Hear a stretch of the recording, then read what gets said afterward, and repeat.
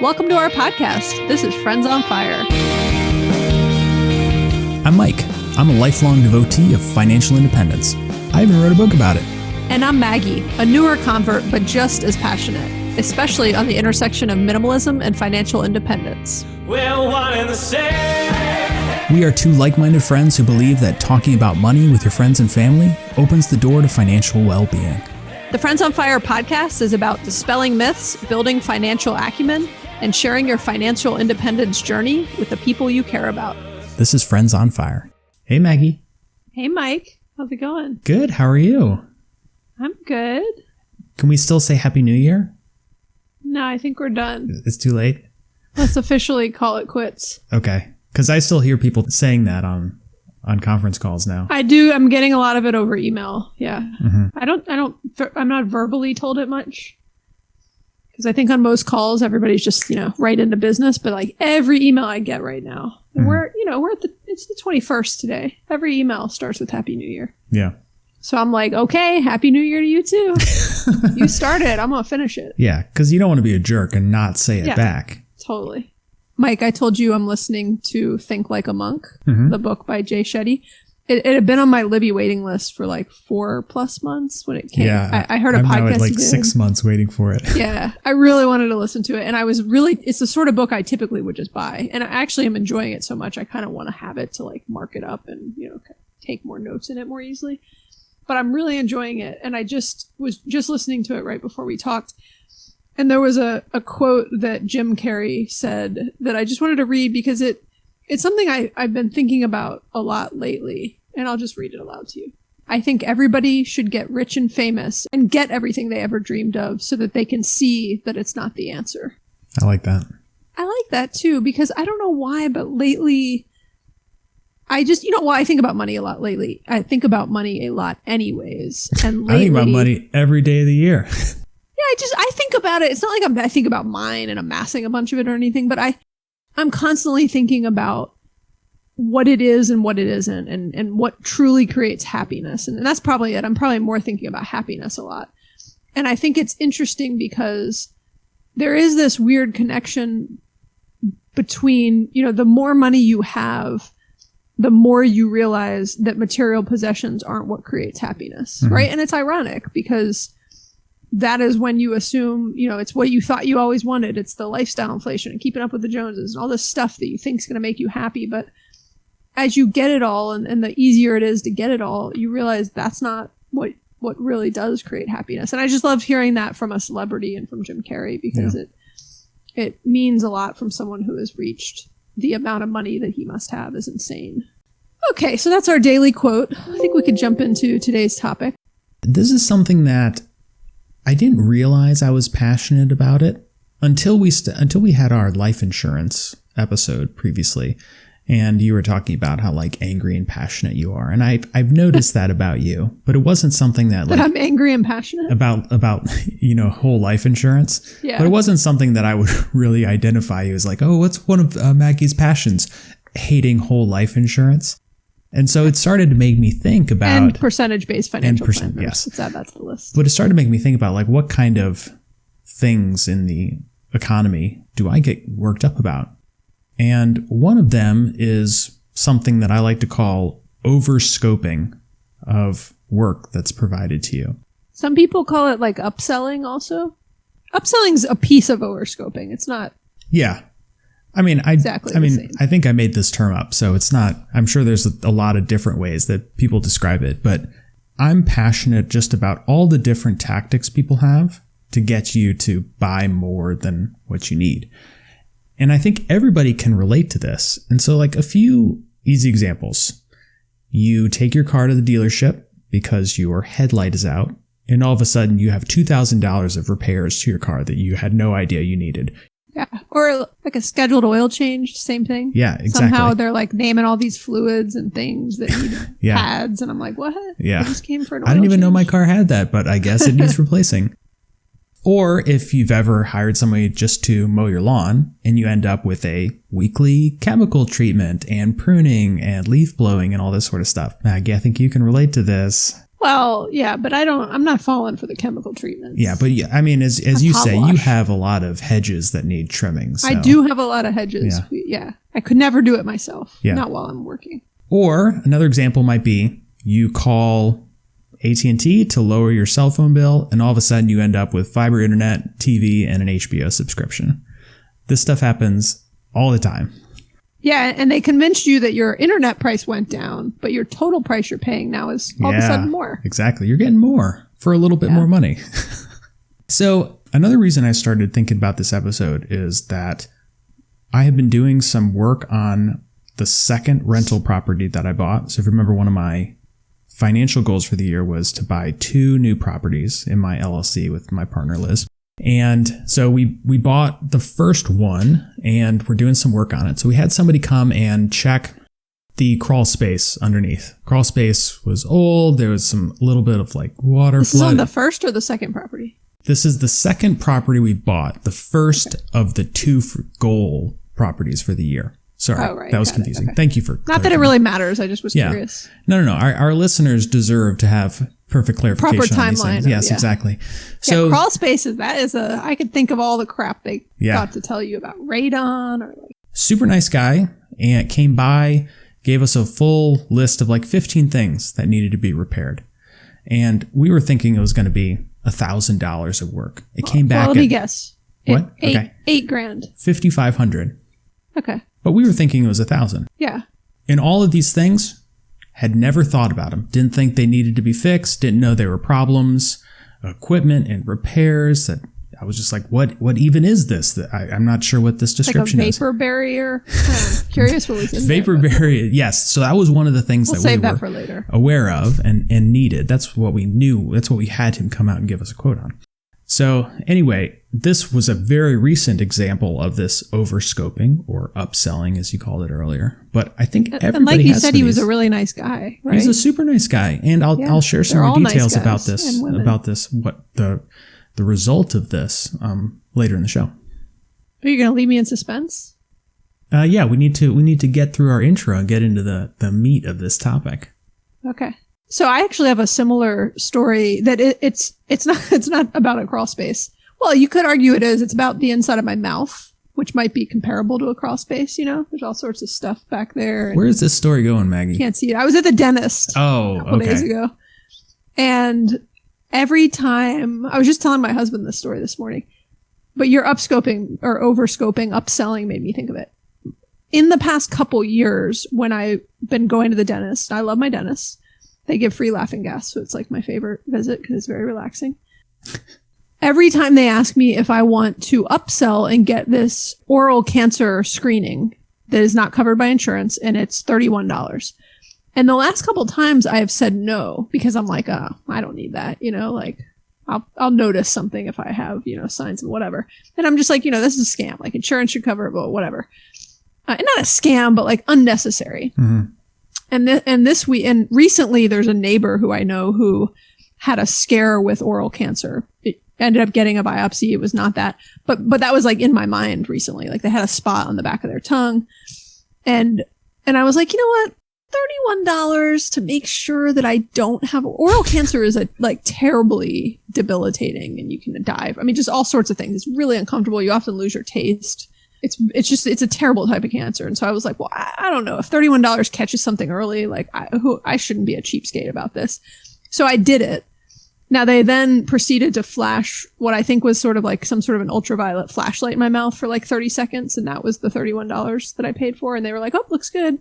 But the whole time I was like, those are the things where I'm like, that is the equivalent of, I mean, it's on your body, but it's the equivalent of like when you go to the dentist and they ask you if you want to pay for the second fluoride treatment for your kids, only one's covered a year by insurance. And that's the like upselling, right? They're benefiting every time someone agrees to that. And it's a trade-off of like, is it worth it, right? Like you could have an issue with that crawl space. I could end up having oral cancer. And, it's this whole trade-off of like, am I willing to spend the extra money to get whatever that benefit is that they're trying to convince me it should be important to me? And so the purpose of this episode is to help people at least begin to evaluate those decisions and figure out, do they really need something? I thought the purpose of the episode was for you to let me know if I should keep getting the $31 oral cancer screening. I think the answer is no. So really? You would say no? Yeah. So jumping ahead, we talk about insurance all the time, even on our previous episode, but insurance companies want to pay for things that prevent you from having more expensive procedures down the line. That is in their financial best interest.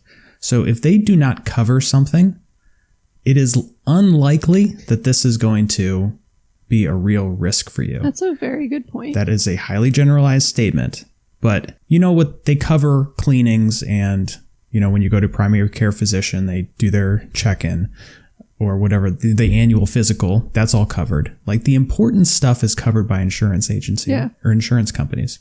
But the extra, sparkly fluoride treatment that they give you or this like weird thing that they do to scan for cancer, probably not necessary. Yeah. Also, I'm pretty sure we could go and like find this flashlight that they use, and then I'm going to invest in one and like give all my friends free.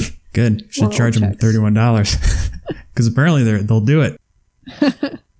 All right. Okay. So here's the situation so that you recognize when you first get into it. You hire somebody or some company to do work for you. Maybe they come to you, maybe you go to them, but either way, you are having them either explicitly or implicitly evaluate what you need and for them to tell you. Maybe you tell them something specific, or maybe just by the situation they are there and they are looking and they are going to provide you their feedback. And usually the nature of this is it's something they know a lot about and you know very little about, or you wouldn't need to go hire somebody. Right. You are either in the dentist's office or somebody's at your house. The cost has been incurred for that person or that company. They are there, and their goal now is to make as much money off you as possible. So you are now set up to be asked for more money than you probably need to be spending. It's not just their goal, Mike. They are trained. I mean, it is their goal, but they are trained to use different tactics to convince you, right? Like there's literally like training at their company, even if it's a small business, on like, here's what works. Here's what convinces people they need to do, X, Y, Z. The first thing that they're going to do is they're going to provide you a list of everything that they quote unquote recommend that you pay for. And could be the fluoride treatment, could be this flashlight scanner. It could be all this extra stuff in your crawl space, but you're going to get it in writing or you're going to get it verbally, all the stuff and the cost for it. Now, in many cases, consumers are just too lazy. They are confused. They are unsure of themselves, which I think is probably the most likely one, and they don't push back. It's important that you analyze these situations and be confident that you are knowledgeable enough to challenge people and do what's right for you, not what makes them the most money. Now, I am generally a pessimist and a cynic when it comes to the economy and the way companies work and make money. But I do think that we should kind of caveat this, that this isn't always bad. There are good people. And for the car dealership example, if you go to the car dealership and they see that your gas tank is leaking, they will tell you, because the risk is that your car would explode on the highway and everybody in the car would die. They would tell you, you should take them seriously. You should fix that. But that is the minority of these situations. In most cases, it's just going to be, an overscoping and upselling, and you don't need it. So let's jump into how this works, because I think it will help you to recognize it. And then we've got some tips for what you should do when you realize you're in one of these situations where someone's trying to upsell you or overscope you. And, like we said earlier, you're going to these people because they're experts. So right off the bat, they have the upper hand and they know more about whatever it is. And that can create a lot of confusion and other things. But just be aware of that. Like, right, realize what Mike just said, which is their job is to upsell you and use their expertise kind of against you. Like, right, they're trying to use your insecurity on whatever topic against you. And I notice it when I go to car dealerships and areas where I think there's some stereotypical relationships even between like men and women, of them thinking I don't know anything about my car, which might be like half true.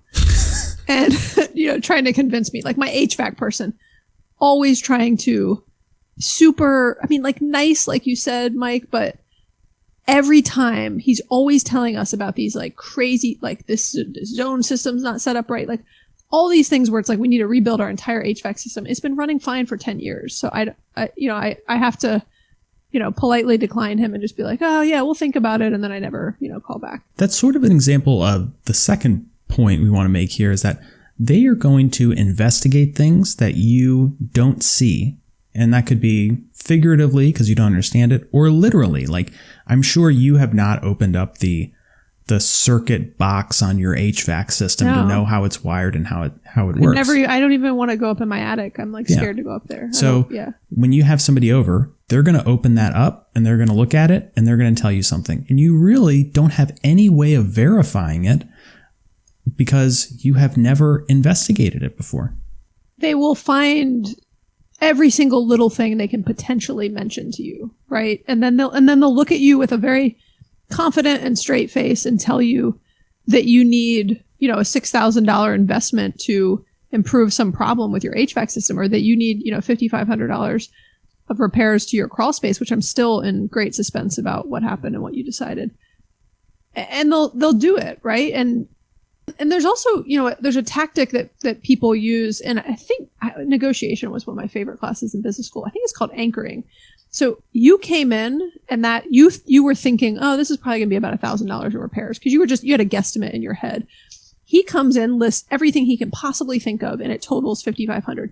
He's likely not expecting, like very few people probably just take that first number, but a lot of people will take some of it. And so they'll come back and like spend $3,000 instead of $1,000. That's called anchoring, right? So you have a number in your head. He's come and anchored you to $5,500, and then you're like, well, I'm not going to spend $5,500, but I am going to spend $2,000 more than I anticipated spending. And he still won because he got you to buy more than you originally were planning on spending. That's true. The other thing that they do is that they might even pressure you.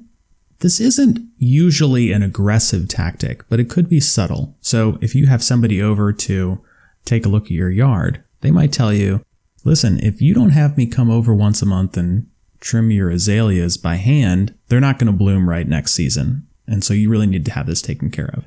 Or if you don't take a look at this panel on your HVAC system, you could have an electrical fire somewhere down the road. There is, I'm sure, a tiny little bit of truth in everything that they tell you, but it is largely exaggerated and very unlikely to come true. But you don't know any better. And so you hear fire and HVAC and you're like, shit, I better just have him do everything he's telling me. Another very popular tactic is that they will often put a deadline on a decision, right? So they'll say like, hey, this is the price if you decide and commit now. Like that is the biggest turnoff to me when someone requires that I commit right then and really don't have any time to think about it. And the price is better. And well, if I wait till tomorrow, because they're like, well, we're already out here now, so it's going to be cheaper if you do the work now.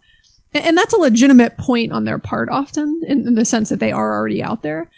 But I don't like being pressured into making a decision quickly. Like to me, that is a huge red flag of like, don't commit to that because that is a scare tactic and it's a sales tactic. And so it's a good sign that it's often not a legitimate thing. Unless it's like you got a leak in your gas tank. I mean, that's when it's like a safety hazard, that's very different. But I think that's an important thing to keep an eye out for. Another thing that they do with timeframes and deadlines is to just make up something that sounds official, but isn't really a thing. So you might hear somebody say, I can take care of this now, but if we don't do it, you're really going to need to come in 6 months so that we can do your biannual, XYZ cleaning. That whole thing that they just said, that is not a real thing. It's not governed by law. It's not even like a best practice. It is just something that they're telling you that has some time frame. And so you think, oh man, it's been 6 months. I need to go back to the car dealership, or I need to have somebody come out to my house and look at this. And it's just something that somebody told you had to be done by a certain time frame. It's not real. So how do we handle these situations? The first thing is you need to just assume that you're being taken advantage of. And the person that you're speaking to is trying to make money off you. So if that is your starting frame of mind, the rest of these steps are going to be a lot easier. I think there's times when you don't want to assume the worst in people, like when you're dealing with, personal relationships, etc. But again, remember that like their goal is to make as much money from you as possible. And so this to me is an example where it's actually okay to assume the worst and go into that with a healthy dose of skepticism. Yeah. Because it'll save you money. And Maggie, you bring up a really good point, and I didn't have this in the notes because I'm just apparently such a cynic. But, if you develop relationships with people, if you have a contractor that you've been working with for 15 years, your bias should be to trust them. If you go to your primary care physician who you've been going to for 20 years, you should trust them. But the plumber you've never met who comes out to your house for the first time, you need a long time to build that trust. And those are the situations where you need to be much more cautious. Yeah, I think that is a really important point. And Mike, by the way, I put that in the show notes down at the bottom under 9. I added to it. So I think it's a great point because there are certain contractors, like there's a plumber that I love that I've used. My mom had used them. I've used them at like my mother-in-law's house. And half the time I talk to him on the phone first. And he so many times has told me like, you don't even need me. Just go put some food coloring in the back of the tank. And like, he'll tell me how to do something myself. He has 100% earned my trust. Because there's so many times that I was willing to pay money for something. And he actually was like, you don't need this. And he walked away from additional money. So when that happens, and many of us see situations where like you're dealing with someone at the car dealership and they're like, look, you really don't need this. Like just do these 2 things and you'll be fine. When you get someone like that, like hang on to them because people can earn trust. And when they earn it, give it to them. But to our point, when you're dealing with people you've never met, like assume they're trying to upsell you and they're incentivized to increase the scope of whatever you've come to them for. The second point is kind of going back to what we were talking about with the insurance companies and the cancer screening. Serious issues and requirements are also going to have laws enforcing them. They're going to be covered by insurance companies. And so if you are being told something is absolutely required, but you've never heard of it, there's no law in place, an insurance company doesn't cover it, it is a pretty good likelihood that what they're telling you is not true. And this is overscoping or upselling of work. Along the same lines of the insurance example, if a service isn't included in a base package, you should consider it optional. Because if it was so valuable and so necessary, that would just be what they offered you.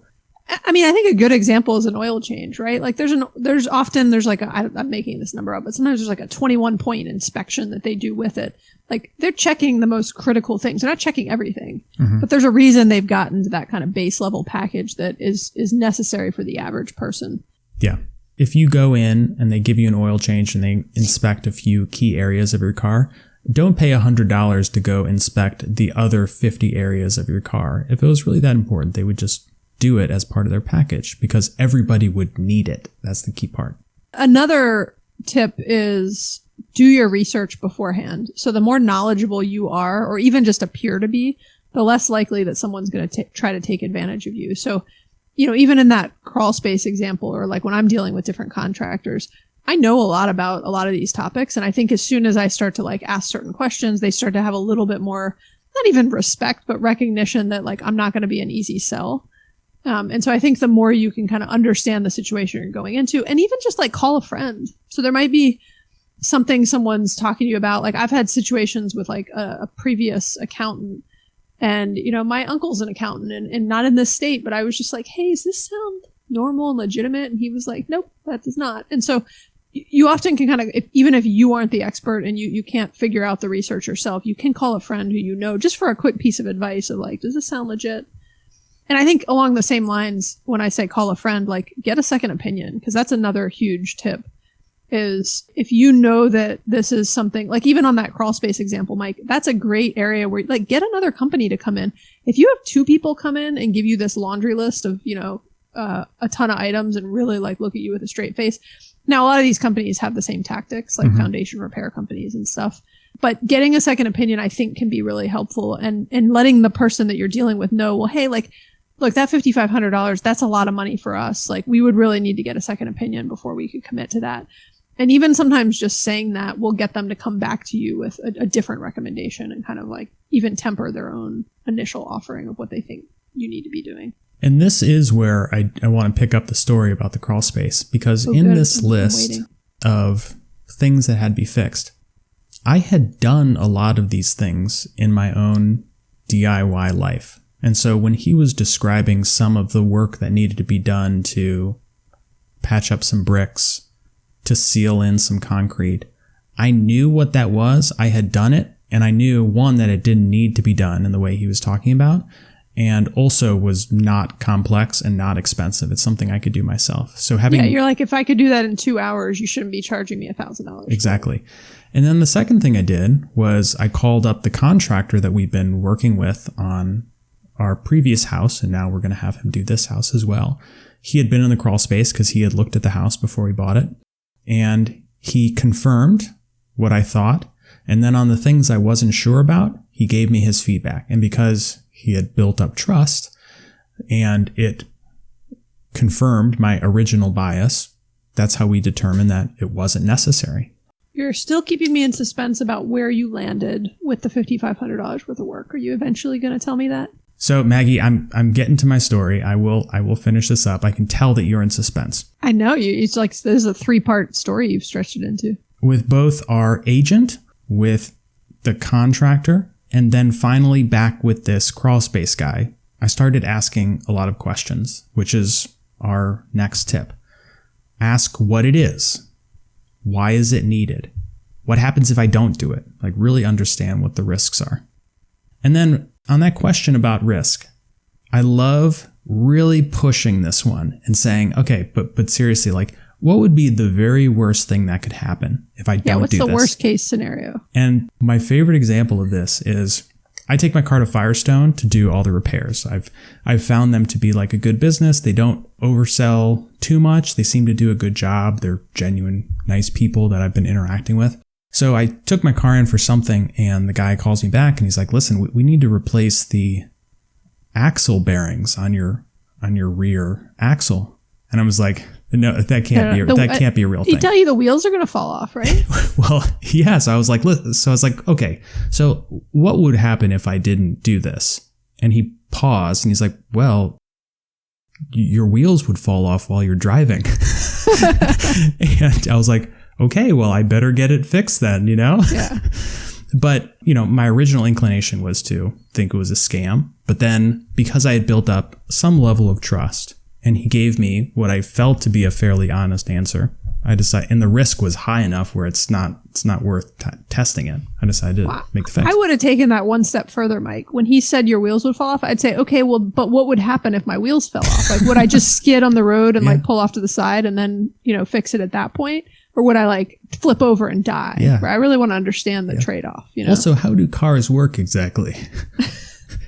So the last question is, is there a cheaper alternative? So if you are getting the, premium oil change, there's going to be cheaper oils. Does your car really need a $50 oil change versus a $20 one? Chances are probably not. So go through all those questions. This is what I did with a number of people on this crawl space thing. And you might be thinking like, wow, this is a lot of work just to save a few $1,000s, but it's with every single person that we have come over to do work. Every quote is $5,000. And if I did that, I'd spend $200,000 fixing this home. So it's a good use of time. So I called this guy back up and I declined basically everything. We needed to do a new vapor barrier and we needed to replace the sump pump. But I told him, I was like, I don't know why we need a dehumidifier down there. I don't know why we need to do all these wrapping of ductwork and all this other stuff. I let him then push back on me. If it's serious, they will tell you. And if it's not, you will be able to tell when they are not fully committed to it. And so one of the things that we did end up having to do was wrapping some exposed asbestos tape. And we need to do the same thing in ours. It's basically it's been sitting there forever. Why would I always thought that with asbestos, as long as you're not renovating it, it's fine to keep it there. And he's like, that's true. But if you brush up against this, which my team would be when we do these repairs, it enters the air and that's when it's deadly. So I would not be able to come in and do this work if we didn't do these asbestos wraps. So I was like, all right, well, we have to do that then. I see your point. Let's do it. But the other stuff he didn't push back on. He's like, all right, well, I guess that's fine. And then I knew I had made the right decision. The last point is, and this should be easy if you've gone through all these steps, make your decision and stick to it. Because, Maggie, kind of going back to one of your earlier points, they know they've got you. They are the expert. They know you are not.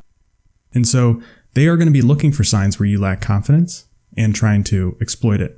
So once you've determined what you think is right, you got to stick with it. Yeah, I think that confidence is such an important word, because I think sometimes people go into these situations and kind of almost act a little just like they don't know, and like, oh, hey, help me here, like helpless, and like fake it till you make it, right? Like act like you know about this stuff and show a level of confidence and competence, because you do put that energy out into the situation, and they're less willing to take advantage and kind of push on something if they're not seeing like a vulnerability in you. And I think that is important.